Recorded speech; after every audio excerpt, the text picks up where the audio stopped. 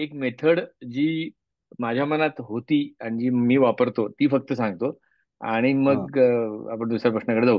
माझी मेथड कशी आहे सांगतो. म्हणजे ही सगळी टूल आहेत. म्हणजे माझ्यातलं लहान मूल जागं करण्यासाठी माझे मलाच खेळणे आणि कुळकुळे तयार करायचे.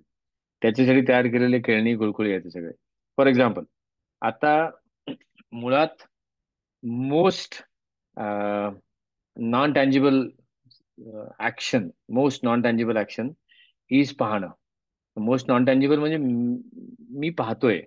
आता लोकांनी विचारायला लागल्यानंतर मला बोलायला तरी लागतं, किंवा दाखवावं लागतं, किंवा लिहावं लागतं. या तिन्ही मध्ये प्रचंड लॉस होतो.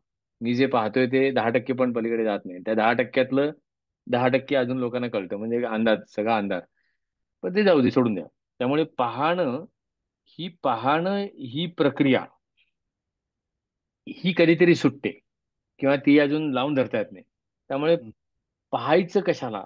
ऍज अ रजोगुण माझ्यातला मला सारखा विचारतो, कशाला पाहतोस तू? काय नाही, पाहायचं आणि प्रश्नांची उत्तरं द्यायची. मग ते प्रश्नांची उत्तरांमध्ये सर्कल पूर्ण केलेलं आहे. हे जे प्रश्न काढलेत ते सर्कल पूर्ण करणारे प्रश्न आहेत, की हा तुझा उद्वेग झाला का? म्हणजे उद्वेग न होऊ देता तू बोललास का? ओके. त्या दुसऱ्याचा उद्वेग न होऊ देता तू बोललास का? हा. मग ते बोलताना खरं कामाशी प्रामाणिक राहून बोललास का? हा. बोलताना अभ्यास होता का? असं ते सगळं सर्कल येतं.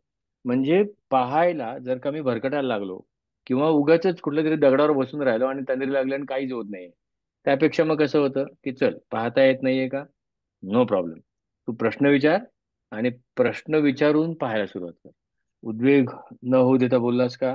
हा. आता सगळ्या घटनेकडे बाकी काही सोडून दे. परत दर परत, म्हणजे एक एक लेअर उघडत उघडत, हा उद्योग झाला का रे? उद्योग झाला का रे? कोणाचा झाला? तुझं झाला का? त्याचा झाला का? बास. हम्म. एक प्रश्न पाहायला सुरुवात केली, मग चल दुसरा, मग चल तिसरा. कालांतराने याची प्रॅक्टिस करता करता, उद्वेग होऊ देताना बोललो का? अभ्यास करून बोललो का? हिताचं सांगितलं का? हिताचं सांगणं तसं जड जाणार असतं, पण ते आवडेल असं सांगितलं का? हे एक एक सगळे प्रश्न दिसायला लागतात. म्हणजे सीआय का काढायचा? सीआय ची खरी सबमिशनची गरजच नाहीये. सीआय हे अब्सोल्यूट खुळखुळा आहे.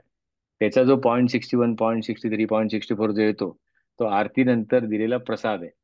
जो लहानपणी आपण प्रचंड धावत जाऊन लाईन मध्ये लावायचो, तसं हम्म. ते आहे. त्यामुळे .61 असो, नाही तर .73 असो, तसं पाहायला गेलं तर पाहण्याच्या फील्डमध्ये त्या .63लाही अर्थ नाही, .74ला काही अर्थ नाहीये. तो .74 माझ्यातल्या सगुणाला आहे, की बाब्या, तू पाहतोयस ना, हम्म. पाहताना तू गणतोयस. मग काय केलं, की चल ह्या 7 पॅरामीटर्स वर पहा. फॅन्टॅस्टिक. मग पाहिलंस, याची तुला गॅरंटी पाहिजे. मग ओके, मग पाहिलंस का तू? खरं पाहिलेलं आहे? नाही नाही, नक्की पाहिलंस का तू? अरे हो पाहिलं, हे बघ ना, हा स्कोर एवढा. हा, म्हणजे हा स्कोर आहे.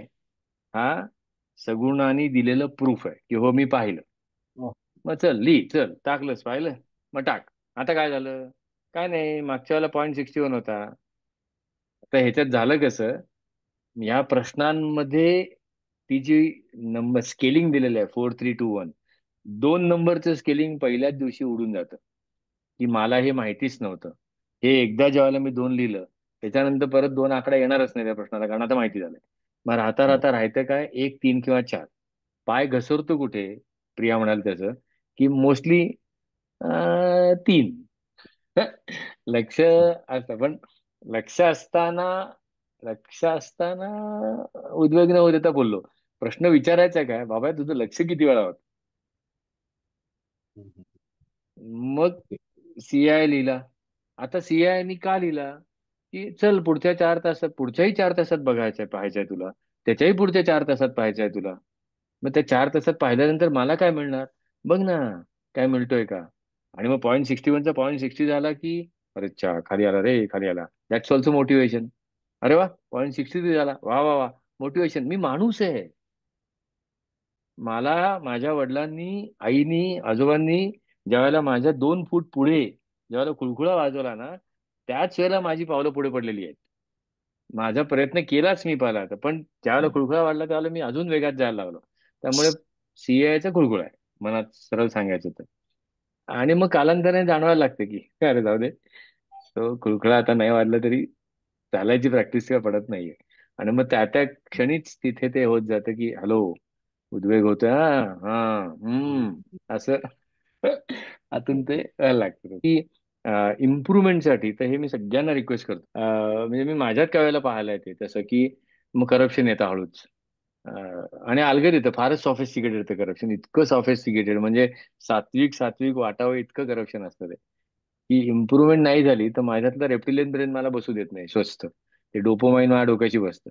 मग नाही काय झालं, आज तू दमला होतास तसा, मग हरकत नाही 3 द्यायला इथे. अरे दमला होतास काय, नव्हता दमलास, 3 नाही 1 आहे.